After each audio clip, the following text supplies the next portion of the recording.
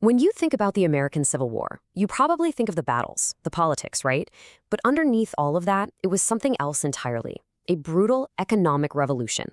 One that completely destroyed an old economy built on human bondage and violently forged a new one right in its place. Yeah, that single word is the key. This wasn't some kind of gentle transition.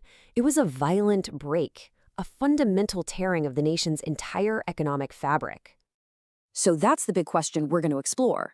We're going to look at how the destruction of the Old South wasn't just an ending, but actually the chaotic, messy beginning of a new, centralized American economic system. All right, here's how we're going to break it all down. First, we'll look at the two very different Americas that existed before the war. Then we'll see how each side actually paid for the fight. Next up, the devastation and rebuilding of the South, followed by the federal government's new economic plan. And finally, we'll talk about the long shadow this conflict still casts today.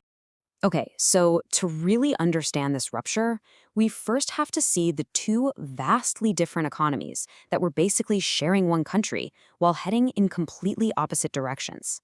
On one side, you had the North. It was a dynamic, industrializing society built on free labor, factories, and a growing network of banks and railroads. But on the other side, you had the South, an agrarian economy whose immense wealth was built entirely on the foundation of enslaved labor, focused on one thing, producing cotton for export. These were two completely different worlds. And let's be really clear about the scale of the Southern system. In 1860, the monetary value of the enslaved population was a staggering $3 billion. For the Southern planter class, these human beings were their single most valuable asset, worth more than all the factories and all the railroads in the North combined. Just let that sink in.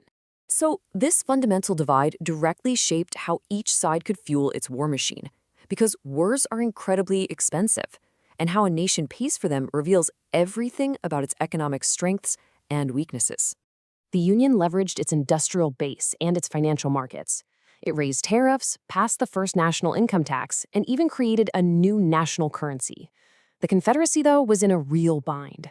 The Union blockade cut off its cotton exports, so they were forced to just print massive amounts of money.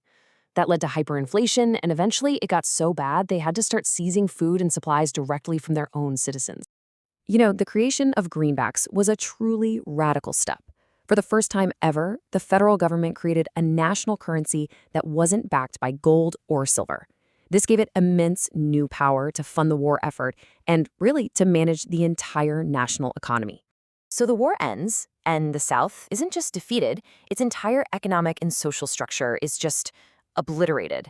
The challenge now becomes, how do you build something new from absolute ruins? And the devastation was just staggering. State governments were bankrupt. The wealthy planter class lost their primary source of capital, the enslaved people they owned, literally overnight. Railroads, farms, entire cities destroyed. This marked the beginning of a deep, grinding poverty that would grip the region for nearly a century. In the place of slavery, new systems of labor started to emerge. The most common was sharecropping.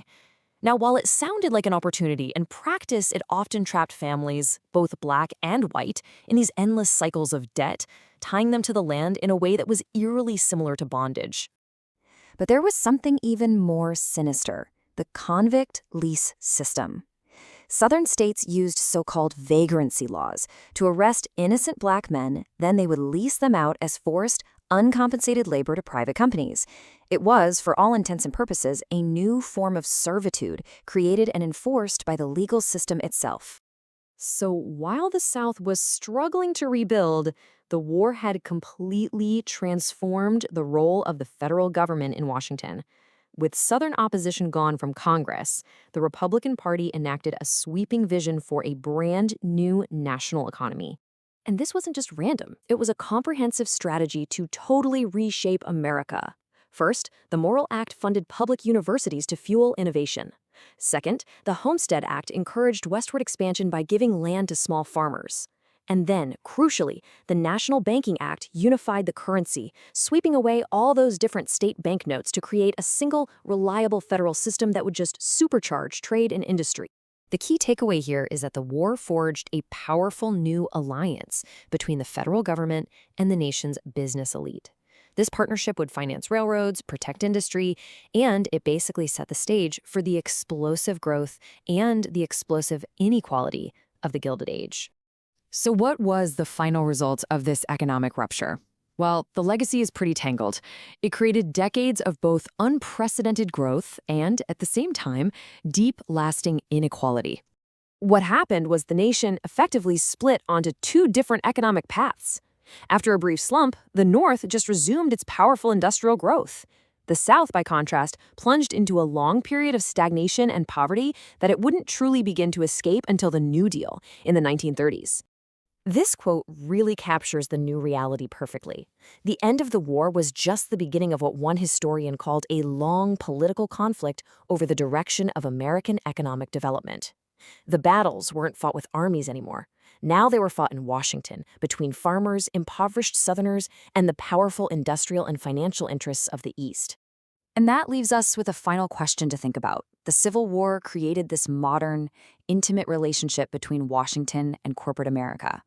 So if you look around today at our debates over regulation, taxes, and bailouts, how much of that conversation is still being shaped by the economic world that was born in the crucible of this war?